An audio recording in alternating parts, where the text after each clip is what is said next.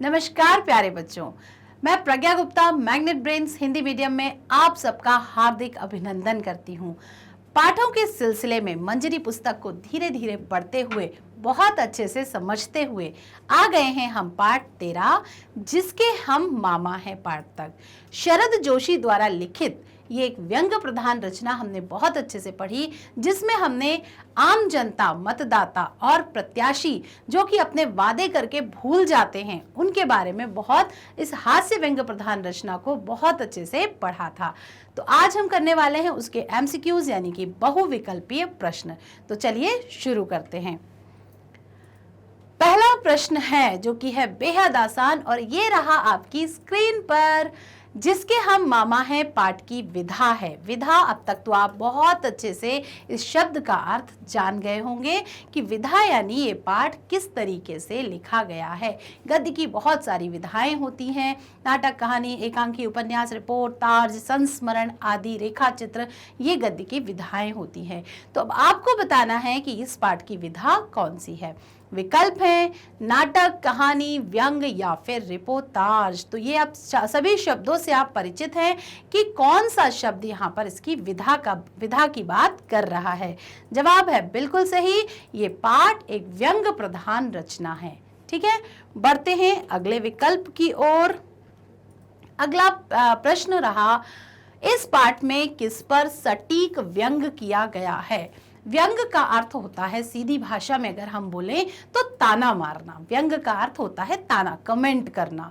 ठीक है, अब यहाँ पर जो हमारे साहित्यकार थे, इन्होंने क्या किया, सीधी सादी भाषा में किसी को ताना मारने से लगता है बुरा। अगर हम उसको थोड़ा शुगर कोटेड कर दें, यानी उस बात को थोड़ा सजा संवार लें और फिर अपनी बात कहें, तो वो बात सीधे चुभती भी नहीं है और कई बार चुभती है तो बुरी नहीं लगती है और हम अपनी बात भी कह सकते हैं। तो ये विशिष्ट तरीका निकाला हमारे हिंदी साहित्य के साहित्यकारों ने, जिसमें प्रमुख नाम है शरद जोशी जी का। ठीक, तो अब यहाँ पर सटीक व्यंग किस चीज पर किया है। उन्होंने रची एक हास्य कथा, ठीक, एक मामा जी और बच्चे की कहानी उन्होंने रची। उस कहानी के माध्यम से उन्होंने उन पात्रों को उन विशिष्ट प्रतीकों के रूप में प्रदर्शित यहाँ पर किया है कि वो उनके नाम भी प्रयोग नहीं किए गए हैं, लेकिन बात सारी उनके लिए कह भी दी गई है। ठीक है, तो ऐसी रचनाओं को कहते हैं सटीक व्यंग प्रधान रचना। ठीक है, तो यहाँ पर किन पर ये जो व्यंग किया है वो किन पर किया गया है। राजनीतिज्ञ लोगों पर किया गया है, वैज्ञानिक लोगों पर किया गया है, हिंदी सिनेमा पर किया गया है या फिर गायकों पर किया गया है। तो आपको बताना है कि इस पाठ में जो कि हम बहुत अच्छे से पढ़ चुके हैं, जान चुके हैं कि ये व्यंग किस पर किया गया है। जी हाँ, आपका मस्तिष्क सोच रहा है बिल्कुल सही, और भेज दीजिए कमेंट बॉक्स में सही उत्तर कि ये व्यंग राजनीतिज्ञों पर किया गया है। राजनीति क्या होती है? जो हमारा वोट बैंक है, जो हमारे मतदान है, प्रत्याशी हैं, जिसके माध्यम से हम अपना नेता चुनते हैं, वही राजनीति है। फिर वो जो दो पार्टियां हैं, दो या तीन, फिर वो हमारी गवर्नमेंट में आ जाती हैं, फिर वो हमारी भलाई के लिए कार्य करती हैं, कई बार नहीं भी करती हैं, कई बार याद रखती हैं, कई बार भूल जाती हैं। तो ऐसी बहुत सारी स्थितियां, परिस्थितियां राजनीति में चलती रहती हैं। तो ये व्यंग जो किया गया है वो किस पर किया गया है? राजनीतिज्ञ लोगों पर किया गया है। पाठ के लेखक हैं, हम 2 से 3 बार अभी पिछले कुछ क्षणों में इसका प्रयोग कर चुके हैं। शरद वर्मा जी, शरद शर्मा जी, शरद जोशी जी या फिर शरद सोनी जी। जी हाँ, इसका उत्तर नहीं लगेगी हमें ज्यादा देर, और इसका उत्तर है शरद जोशी जी।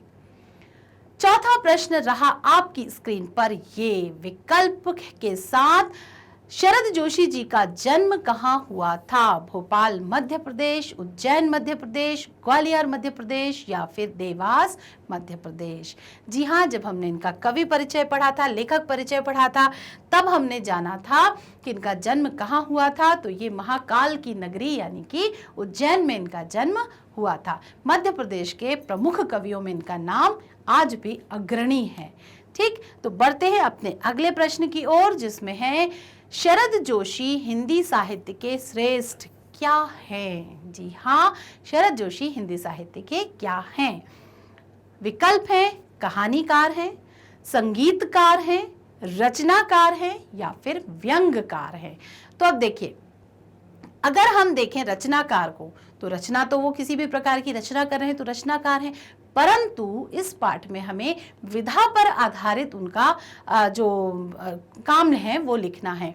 तो इस पाठ में और सर्व प्रमुख वो किस चीज के लिए प्रसिद्ध हैं, तो वो अपनी व्यंग रचनाओं के लिए सबसे अधिक प्रसिद्ध हैं, और यहाँ पर सही विकल्प में आएगा व्यंगकार होना।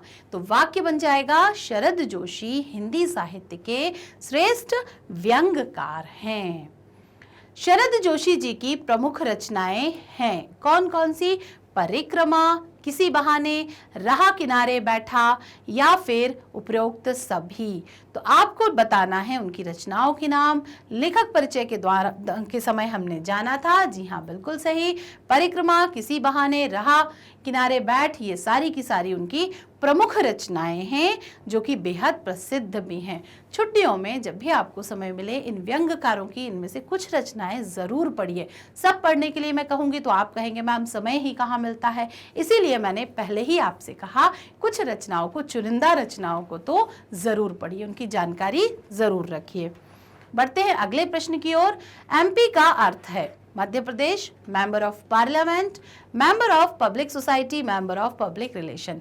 अब अगर आपसे मैं पूछूं तो आप फट से कहेंगे कि मैम एमपी का अर्थ तो लगभग सारे ही हैं, इसमें मध्य प्रदेश को तो हमेशा एमपी कहते हैं, जैसे आपके अपने शहर को यूपी को, उत्तर प्रदेश को यूपी कहते हैं, तो कोई भी विकल्प इसमें सही है? आप सोचेंगे कि चारों ही विकल्प सही है मैम, गलत तो कोई भी नहीं है। मगर जब इस तरीके का प्रयोग पाठ में किया जाता है तो हमें उत्तर पाठ आधारित देना होता है। चूंकि विकल्प कहां से लिया गया है? पाठ से, तो हम पाठ आधारित उत्तर देंगे। इस पाठ में शब्दार्थ जब आप देखेंगे तो वहां आप पाएंगे एमपी का अर्थ है मेंबर ऑफ पार्लियामेंट, जो कि पार्लियामेंट का सदस्य हो, उसे वहां पर एमपी शब्द से कहा गया है उसके लिए। बढ़ते हैं अगले प्रश्न की ओर। बच्चे ने मामा जी कहकर क्या किया? याद आया वो दृश्य जब हमारे जो सज्जन हैं, प्रमुख सज्जन इस पाठ के, जो एक मैं अभी आपको अगर ये सब समझा दूंगी तो अगले विकल्प हो जाएंगे बेहद आसान। चलिए थोड़ा शॉर्ट में बताती हूँ। जब वो स्टेशन पर उतरे थे तो बच्चे ने मामा जी कहकर क्या एक्शन लिया था, क्या किया था, वो आपको बताना है। नमस्कार किया, चरण छुए, हाथ मिलाया, सिर झुकाया, क्या किया था बच्चे ने? तो बच्चा किसका प्रतीक है और मामा जी किसके प्रतीक हैं, ये हम अगले विकल्प में जानेंगे, इसलिए इससे ज्यादा मैं आपको यहाँ पर नहीं बताऊंगी। आप दीजिए मुझे उत्तर, क्या किया बच्चे ने? नमस्कार किया, चरण छुए, हाथ मिलाए, सिर झुकाया। जी हाँ, उसने पैरों में गिर गया था, वो मामा जी करके चरण छुए थे उसने। ठीक है, ये दृश्य आपको याद आ गया होगा। बढ़ते हैं अगले प्रश्न की ओर। मुन्ना मामा जी को कहाँ घुमाने ले गया था? बच्चे का नाम मुन्ना बताया गया है। वह मामा जी को, जो उसके सो कॉल्ड मामा जी थे या नहीं, वो कौन थे वो हम आगे जानेंगे। वाराणसी ले गया, गया ले गया, इलाहाबाद ले गया, या फिर प्रयागराज ले गया। तो इन चारों विकल्प में से आपको बताना है कि वो कहाँ घुमाने ले गया था। पाठ में उस शहर का 2-3 बार जिक्र किया गया है। अब तक तो आपने सोच लिया होगा। जी हाँ बिल्कुल सही, मुन्ना मामा जी को वाराणसी घुमाने ले गया था। वाराणसी को हम बनारस के नाम से भी जानते हैं। 10वां विकल्प है जब सज्जन नहाने गए तब क्या घटना घटी? एक बड़ा ही मजेदार सा वाकया हुआ था, बल्कि मजेदार होने के साथ साथ वो एक बहुत ही दुर्दशाजनक भी घटना है, क्योंकि ये प्रतीकात्मक बात कही गई है। हुआ कुछ था लेकिन उसका हिंट या प्रतीक किसी और बात से किया गया है। जब सज्जन नहाने गए तब क्या घटना घटी? मुन्ना भाग गया, मुन्ना कपड़े लेकर भाग गया, मुन्ना फिर उन्हें भोजन कराने ले गया, या फिर मुन्ना उन्हें शहर घुमाने ले गया। तो आपको विकल्प चुनना है इसका कि तब क्या हुआ था। जी हाँ, याद आ गया होगा आपको, मुन्ना उनके कपड़े लेकर भाग गया था। यहाँ पर मुन्ने का कपड़े लेकर भागना सिर्फ कपड़े चुराने की बात के लिए प्रतीकात्मक तरीके से नहीं कहा गया है। यहाँ पर कहा गया है कि जब हम उस प्रत्याशी को, जिसको हम वोट देते हैं, जो उसके पहले तक मामा जी करता हुआ, भाभी दीदी चाची करता हुआ हमारे दरवाजे पर वोट मांगने के लिए आता है, और जीतने के बाद वो पूरा का पूरा अपनी टीम के साथ ऐसा गायब होता है कि हमें ढूंढने से भी नहीं मिलता। तो ये सार इस पाठ में हमने जब पढ़ा था, इस पाठ का सार, तब हमने ये चीज जानी थी कि किस प्रकार मुन्ना कपड़े लेकर भाग गया को हमने प्रतीकात्मक रूप से समझा था। तो जी हाँ, इसका विकल्प अब आप जान चुके हैं। बढ़ते हैं अगले प्रश्न की ओर, जो कि आपकी स्क्रीन पर है। इस पाठ में बच्चे को किसका प्रतीक बताया गया है? जी हाँ, मैं देखिए थोड़ी देर पहले अगर आपको समझा देती तो ये विकल्प हो जाता बहुत आसान, जो कि मैं नहीं चाहती, क्योंकि मैं चाहती हूँ आप अपने मस्तिष्क को थोड़ी सी तकलीफ दें। ब्रेनस्टॉर्मिंग सुना है ना, दिमागी उथल पुथल मचा लें आप और उसके बाद आप इसका जवाब दें। कॉपी को पलटें, किताब को पलटें, वीडियो को रिकॉल करें, तब आप इसके जवाब देंगे, चीजें आपके मस्तिष्क में क्लियर हो जाएंगी। इस पाठ में बच्चे को किसका प्रतीक बताया गया है? मतदाता का, प्रत्याशी का, जनता का या फिर मंत्री का? जी हाँ, इस पाठ में जो बच्चा है उसको प्रतीक बताया गया है प्रत्याशी का। बच्चा प्रत्याशी की तरह जीवन में आया था। जैसे आपने चुनावी दौरान में देखा होगा, चुनावी लोग जब चलते हैं वो दरवाजा खटखटाकर हमें आवाज देने तक, जब तक हम बाहर ना निकल आए तब तक हमें पुकारते हैं, भाभी, दीदी, चाची, मुझे वोट देना है, नमस्कार, मुझे वोट दीजिएगा, ध्यान रखिएगा, इस तरीके के शब्दों का प्रयोग करते हैं। ठीक है, सारे रिश्ते नाते ऐसा लगता है जैसे सबसे सगा हमारा परिवारजन का इन्हीं से हमारा रिश्ता है। लेकिन जैसे ही जब वो चुनाव जीत जाता है, उसकी मर्जी का काम तो हो गया, फिर कौन सी दीदी, कौन सी चाची, कौन सी भाभी भाई, वो किसी को नहीं पहचानते। तो यहाँ पर बच्चे को किसका प्रतीक माना गया है? एक ऐसे ही प्रत्याशी का प्रतीक माना गया है, जो मामा जी करता हुआ तो आया था, लेकिन फिर कपड़े लेके कहाँ गायब हो गया वो पता ही नहीं चला। सज्जन को किसका प्रतीक बताया गया है? यानी जो सज्जन वाराणसी घूमने आए थे और स्टेशन पर उतरे थे, उनको किसका प्रतीक बताया गया है? विकल्प हैं आम जनता का, मूर्ख इंसान का, मंदबुद्धि का या फिर उपरोक्त में से कोई नहीं। जी हाँ, सही जवाब है वे आम जनता हैं। जिस प्रकार एक आम जनता प्रत्याशी की बातों से जल्दी मूर्ख बन जाती है, ठीक वैसे ही बच्चे के मामा जी करने से वो सज्जन भी मूर्ख बन गए थे।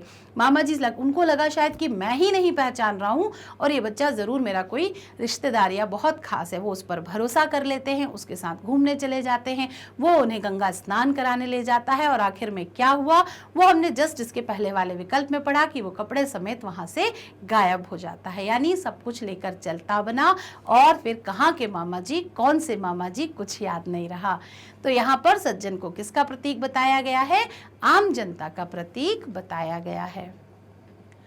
परलोक शब्द में उपसर्ग है। हम उपसर्ग और प्रत्यय बहुत अच्छे से पढ़ चुके हैं और मुझे पूरा भरोसा है कि आप लोग बहुत अच्छे से इसको समझ गए होंगे। तो यहाँ पर करेंगे आप इसका अर्थ। परलोक शब्द में उपसर्ग है पर, लोक, उपरोक्त दोनों या फिर इनमें से कोई नहीं। तो परलोक मैंने आपको बताया था मूल शब्द का कॉन्सेप्ट। जब आप मूल शब्द को पहचानने लगेंगे ना तो आप उपसर्ग और प्रत्यय बहुत आसानी से कर सकते हैं। तो अगर इस शब्द में हम देखें कि लोक शब्द का, लोक अगर मूल शब्द है तो क्या उसका कोई मीनिंग है? बिल्कुल है। तो लोक शब्द में कौन सा उपसर्ग यानी कि आगे आपको देखना है। अब हम यहाँ पर को मूल शब्द कह के लोक को हम नहीं देखेंगे, क्योंकि हमें ढूंढना तो उपसर्ग है। तो हम आगे वाला शब्द हटाकर देखेंगे कि क्या कोई मूल शब्द बन रहा है। तो अगर आप पर को हटाएंगे तो लोक एक शब्द है, मूल शब्द बन रहा है। तो यहाँ पर कौन सा शब्द उपसर्ग रहेगा इसका, अब वो बताएंगे आप, क्योंकि मैंने आपको समझा दिया है। तो आपने बिल्कुल दिया है सही जवाब। यहाँ पर लोक शब्द में जो उपसर्ग है वो है पर। आगे बढ़ते हैं। खुश मिजाज में उपसर्ग है। अब फिर वही चीज आपको करनी है कि खुश मिजाज जो शब्द है यहाँ पर आपको जो दिखाई दे रहा है, इसमें मिजाज उपसर्ग है, खुश उपसर्ग है, दोनों उपसर्ग हैं या फिर इनमें से कोई नहीं। वही तरीका इस्तेमाल करिए, आगे वाले शब्द को हटा के देखिए क्या पीछे वाले शब्द का कोई मीनिंग है। जी हाँ, मिजाज, तो मिजाज का मीनिंग होता है, क्या होता है वो मैं आपको सही उत्तर बताने के बाद बताती हूँ। जी हाँ, क्या होगा इसका सही जवाब? बहुत जल्दी से दीजिए कमेंट बॉक्स में उत्तर। आपका जवाब है बिल्कुल सही। यहाँ पर खुश इसका उपसर्ग है, क्योंकि मिजाज का अर्थ होता है स्वभाव। तो खुश मिजाज मतलब बहुत विनोदी, मतलब खुश रहने वाले स्वभाव का, जो कि हमेशा हमें होना चाहिए। कैसा होना चाहिए? हमेशा हमें खुश मिजाज होना चाहिए। तो खुश मिजाज इसका खुश मिजाज में खुश शब्द उपसर्ग है। शुद्ध वाक्य है। यहाँ पर आपको 4 वाक्य दिए हुए हैं। ये चारों में कुछ गड़बड़ियां हो सकती हैं, एक वाक्य इसमें सही है, आपको पहचानना है वही सही वाक्य। पढ़ती हूं वाक्य। पहुंचे वाराणसी सज्जन 1। दूसरा है शैली है गाना गा रही। तीसरा है वही जिसके हम मामा हैं, और चौथा है विद्यालय, माधव विद्यालय से गया घर। कितना मुश्किल है ये गलत वाक्यों को बोलना, क्योंकि हमारी जुबान को आदत होती है सही वाक्यों को पढ़ने की। तो आप जल्दी जल्दी इनको पढ़ेंगे तो आपको खुद को अनकंफर्टेबल लगने लगेगा, क्योंकि गलत को पढ़ना भी उतना ही गलत लगता है ना। तो यहाँ पर आपको पहचानना है शुद्ध वाक्य, जो मुझे लगता है आपने एकदम समझ लिया होगा। आपका जवाब है बिल्कुल सही, 1 अंक हुआ आपका, क्योंकि यहाँ इन चारों वाक्यों में से वही जिसके हम मामा हैं वाक्य शुद्ध है। बाकी सभी वाक्य विन्यास, वाक्य के क्रम के हिसाब से, शब्दों के क्रम के हिसाब से गलत है। एक चीज और देखिए, वाक्य किसे कहते हैं? वाक्य शब्दों के सार्थक समूह को ही वाक्य कहा जाता है। तो जब शब्दों का क्रम ही अगर सार्थक नहीं है तो वो वाक्य हो ही नहीं सकते। वो वाक्य लिखे हैं लेकिन उनका कोई सार्थक मीनिंग नहीं निकल रहा है, इसलिए इन्हें हम वाक्य, शुद्ध वाक्य नहीं कह सकते। ये हमारी दृष्टि में और साहित्य की दृष्टि में क्या है? अशुद्ध वाक्य हैं। बढ़ते हैं अगले प्रश्न की ओर, जो कि है हिंदी सप्ताह कब मनाया जाता है? सप्ताह मनाने से पहले जानना जरूरी है कि हिंदी दिवस कब मनाया जाता है। तो दीजिए कमेंट बॉक्स में मुझे जल्दी से उत्तर कि हिंदी दिवस कब मनाया जाता है। जी हाँ, हिंदी दिवस मनाया जाता है, थोड़ा सा आपकी मदद कर देती हूँ, आखिर मेरा फर्ज है आपकी मदद करना। तो हिंदी दिवस मनाया जाता है 14 सितंबर को। ठीक है, 14 सितंबर को हिंदी दिवस मनाया जाता है। अब आप दिमाग लगाइए कि सप्ताह मनाने के लिए कब मनाएंगे? 11 से 20 सितंबर, 15 से 20 सितंबर, 11 से 18 सितंबर, या फिर 11 से 15 सितंबर। तो आपको देना है इसका सही जवाब। जी हाँ, बिल्कुल सही जवाब 11 से 20 सितंबर, यानी कि सप्ताह मनाने के लिए 2-3 दिन इसके पहले और 2-3 दिन इसके बाद का समय चुना जाता है, ताकि वो गतिविधियां और जो कार्यक्रम उस दौरान होते हैं उनका सही तरीके से निरूपण किया जा सके। तो हिंदी सप्ताह 11 से 20 सितंबर को मनाया जाता है।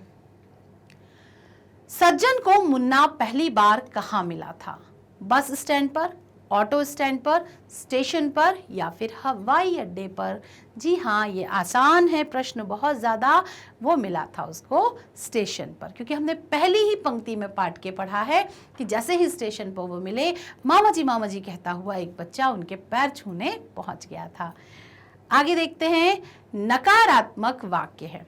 नकारात्मक शब्द का अर्थ होता है नहीं से संबंधित वाक्य, ठीक है, जिसमें किसी ना किसी चीज के लिए मना करने का भाव हो, ना कहने का भाव हो। जानते हैं जो यहाँ पर वाक्य हैं वो आप बताइएगा सही उत्तर क्या है। यह मेरा घर नहीं है, आप कहाँ जा रहे हो, आपका काम हुआ या नहीं, आप प्रश्न पूछ लो। तो सबसे पहले इनमें अगर हम विराम चिन्ह लगा दें तो हमारा काम हो जाएगा आसान। आप कहाँ जा रहे हो, प्रश्नवाचक। आपका काम हुआ या नहीं, प्रश्नवाचक। आप प्रश्न पूछ लो, ये भी एक आज्ञार्थक वाक्य है, कहने जैसी बात है, ठीक है, तो इसमें लगाते हैं पूर्ण विराम। यह मेरा घर नहीं है, ये भी है एक साधारण वाक्य। तो आपको इसमें बताना है कि इसमें कौन सा वाक्य नकारात्मक है। अब देखेंगे आप, नहीं का प्रयोग यहाँ भी है, नहीं का प्रयोग यहाँ भी है, तो पहचानिए इसमें से नकारात्मक वाक्य कौन सा है। तब तक मैं बताती हूँ आपको सही उत्तर। तो इसमें सही जवाब है यह मेरा घर नहीं है। क्यों? क्योंकि इसमें स्पष्ट रूप से मना किया जा रहा है कि नहीं भाई, मैं इस घर में नहीं जाऊंगी क्योंकि ये मेरा घर नहीं है। और जो ये वाला नहीं है, ये विकल्प के रूप में है। आपका काम हुआ या नहीं, तो यहाँ पर एक प्रश्न पूछा जा रहा है। इसमें काम के ना होने की बात नहीं की जा रही है, क्योंकि यहाँ पर हुआ कहकर उसकी संभावना भी व्यक्त की जा रही है। तो क्या है यहाँ पर नकारात्मक उत्तर? ये है, यह मेरा घर नहीं है। ठीक है, तो स्पष्ट हो गया होगा। आगे बढ़ते हैं, विस्मयादि बोधक चिन्ह हैं। विराम चिन्हों के बारे में आपने बहुत छोटी क्लासेस से हम पढ़ने लगते हैं कितने सारे विराम चिन्ह होते हैं, और विराम चिन्ह सिर्फ पढ़े ही नहीं जाते हैं, बोले भी जाते हैं। जब आप पाठ का वाचन करते हैं अपनी कक्षा में, या मेरे साथ जब आप पाठ का वाचन करते हैं, तो हमारी वॉइस मॉड्यूलेशन जिसे हम कहते हैं बातों का, शब्दों का आरोह अवरोह, उसमें वो विराम चिन्ह बोला भी जाता है, यानी उसे पढ़ा भी जाता है। हम जिस तरीके से पढ़ते हैं, एक एक विराम चिन्ह स्पष्ट हो जाता है कि यहाँ पर कौन से विराम चिन्ह का प्रयोग किया गया है। विराम चिन्ह जादुई चीज है। किसी दिन आपको जरूर बताऊंगी कि एक विराम चिन्ह यहाँ से वहां होने पर कैसे अर्थ का अनर्थ होता है और बात का अर्थ ही बदल जाता है। जानते हैं इसका सही विकल्प पहले विस्मयादि बोधक चिन्ह है। प्रश्नवाचक, इसके बाद दूसरा चिन्ह, इसके बाद ये वाला चिन्ह और इसके बाद, क्योंकि मैं नाम लूंगी तो आप उसके चिन्ह पहचान जाएंगे। तो अभी मैं नाम नहीं लेती, उत्तर बताने के बाद मैं आपसे इसके बारे में बात जरूर करूंगी। तो आप बताइए इसका सही जवाब। मैं देती हूं आपको अपने हिसाब से सही उत्तर, मैच कर लीजिए कि ये 1 नंबर आपका होता है या नहीं। तो इसका सही जवाब है 2। अब देखिए, विस्मयादि बोधक चिन्ह है। विस्मय यानी होता है आश्चर्य का भाव। अरे, ओह, वाह, ऐसे शब्द विस्मयादि बोधक कहलाते हैं जिसमें कोई ना कोई आश्चर्य छिपा होता है। पहला जो चिन्ह है वो है प्रश्नवाचक।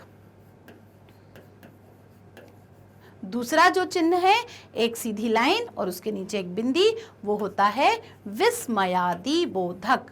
ठीक है, विस्मयादि बोधक। इसके बाद है जो तीसरा, वो है अल्प विराम। जब हमें किसी शब्द को, किसी बहुत सारे शब्दों को बोलते समय बीच में थोड़ा थोड़ा रुकना होता है, थोड़ा थोड़ा विराम लेना होता है, तब हम करते हैं अल्प विराम का प्रयोग। और बात के समाप्त होने पर जो हम चिन्ह का प्रयोग करते हैं वो होता है पूर्ण विराम। तो ये हो गए आपके सभी विराम चिन्हों के प्रकार। अब देखिए, अल्प विराम क्या होता है? मैं, सुषमा, जया और अनीता बाजार घूमने जाएंगे। तो मैंने जो नामों के बीच में थोड़ा थोड़ा रुकी ना, मैं वहां पर प्रयोग करते हैं हम इस अल्प विराम का। जब बात खत्म हो जाती है तब हम करते हैं प्रयोग पूर्ण विराम का। और जो विस्मयादि बोधक चिन्ह है, ये आश्चर्य का भाव प्रकट करता है। अरे, ये वीडियो खत्म होने वाला है, अरे मैं तो सब सीख गया, वाह, आज मैम ने कितना अच्छा पढ़ाया। इस तरीके के शब्दों में आप ऐसे चिन्हों का प्रयोग कर सकते हैं। तो यहाँ पर सही जवाब आपको जानना था, विस्मयादि बोधक चिन्ह है दूसरा वाला, यानी कि एक लाइन और उसके नीचे एक बिंदी। बढ़ते हैं अपने अंतिम विकल्प की ओर। कितना प्यारा मौसम है। बोलने का तरीका देखिएगा, मैंने कहा था ना, विराम चिन्ह हम सिर्फ लगाते ही नहीं है, हम उन्हें पढ़ते भी हैं। कितना प्यारा मौसम है। विस्मयादिक बोधक चिन्ह जोड़िए। यहाँ पर कौन सा विस्मयादिक बोधक चिन्ह आएगा? अरे, कितना प्यारा मौसम है, वाह, कितना प्यारा मौसम है, ओह, कितना प्यारा मौसम है, छी, कितना प्यारा मौसम है। तो आप बताइए, क्या मेरे भाव, जो मेरे चेहरे पर भाव आए हैं, वहां पर कौन सा इसमें से विस्मयादि बोधक शब्द इस वाक्य में सूट कर रहा है, यानी यहाँ पर सही बैठ रहा है? तो प्रयोग करके देख लीजिए, आपको थोड़ा मजा भी आ जाएगा, थोड़ा हास्य का भी काम यहाँ पर हो जाएगा। तो अगर हम अरे कहें, अरे कितना प्यारा मौसम है, मजा नहीं आया।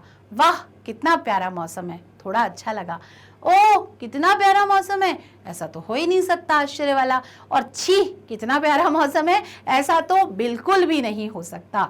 तो आपने समझ लिया है, जो उत्तर वही है इसका सही जवाब, यानी वाह, कितना प्यारा मौसम है, ये है इसका सही विकल्प।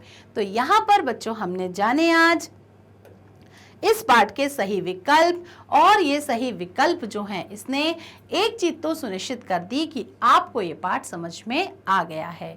तो आप इस पाठ का इसके बाद भी दोहराव करते रहिए, वीडियोस देखते रहिए, कक्षा में अच्छी प्रस्तुति देते रहिए, शिक्षिका के पूछने पर सभी सवालों के जवाब अच्छे से दीजिए, परीक्षा में आने पर सभी को अच्छे से लिखकर अच्छे अंक हासिल कीजिए। ठीक है, तो मैग्नेट ब्रेन्स हमेशा आपको आपकी कक्षा में सबसे आगे रखना चाहता है, क्योंकि खुद मैग्नेट ब्रेन प्लेटफॉर्म जो है वो सबसे आगे है और पूरी तरह निःशुल्क है। आपको अपने वीडियो के माध्यम से ये हमेशा कक्षा में आपको बहुत आगे तथा सफल बनाना चाहता है। ठीक है, मैग्नेट ब्रेन्स आपके लिए लेकर आया है CBSE English medium, Hindi medium, UP board, Bihar board, साथ ही साथ एनटीएससी, सीयूईटी और ओलंपियाड, और साथ में स्पोकन इंग्लिश भी। बुक्स और ई बुक्स के कलेक्शन भी यहाँ पर मौजूद हैं। आप अपनी कक्षा के अनुसार इनकी जो भी आपकी रिक्वायरमेंट्स है वो यहाँ से ले सकते हैं, आप उनको मंगवा सकते हैं। डिस्क्रिप्शन बॉक्स में इसके लिए लिंक दिया हुआ है। गूगल फॉर्म आप जैसे ही भरेंगे, सबमिट करेंगे सही जानकारी के साथ, फॉर्म आएगा हमारे पास और ज़रूरी मटेरियल पहुंचेगा आपके पास। संपर्क करने के लिए, हमसे हमारे साथ बने रहने के लिए फेसबुक, ट्विटर, इंस्टाग्राम और टेलीग्राम की मदद ले सकते हैं आप। साथ ही साथ वीडियो को लाइक, कमेंट और शेयर करना ना भूलें, क्योंकि ज्ञान बांटने से बढ़ता है। बहुत अच्छा लगता है जब ये लाइन आप मेरे साथ बोलते हैं। रखिए अपना खास ख्याल, अगले वीडियो में मिलते हैं। लाती हूँ आपके लिए एक नया पाठ बहुत ही आसान शब्दों में। तब तक के लिए रखिए अपना ख्याल, मिलते हैं, बाय बाय।